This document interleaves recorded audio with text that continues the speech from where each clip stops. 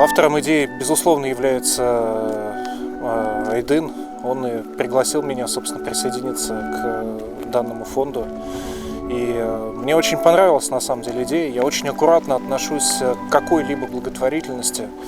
Я знаю о том, что не всегда благотворительность может быть на пользу. Мне кажется, что это очень хорошая и правильная форма того, как надо поступать и как действительно помочь сделать шаг, дать удочку, дать им возможность увидеть перспективы, дать им возможность смелее конкурировать с ребятами, которые выросли в более состоятельных семьях, выросли в крупных городах.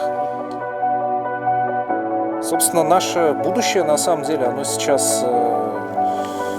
Это как раз и есть эти ребята, это правда, потому что те, кто живут сейчас в этих небольших селах, аулах, там у нас очень много молодежи. И эта молодежь амбициозная, ей действительно принадлежит это будущее. Там очень много талантливых ребят, которые изменят, на самом деле, экономику, изменят то, как выглядит будет Казахстан через несколько десятилетий.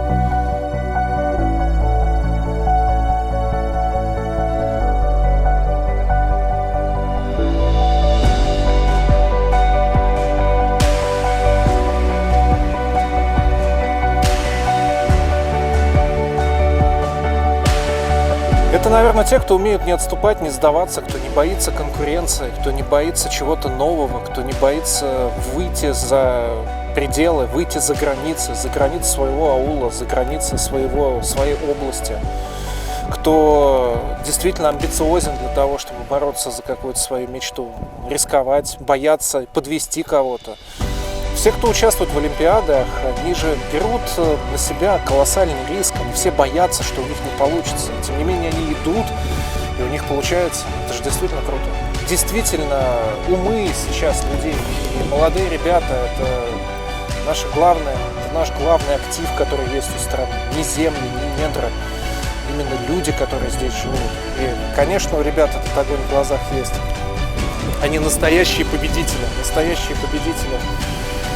не только Олимпиады и Канад, но и, в общем, многих других битв, которые они выиграли, чтобы оказаться здесь. Конечно, это не может не мотивировать. Я надеюсь, что он позволит охватить больше ребят.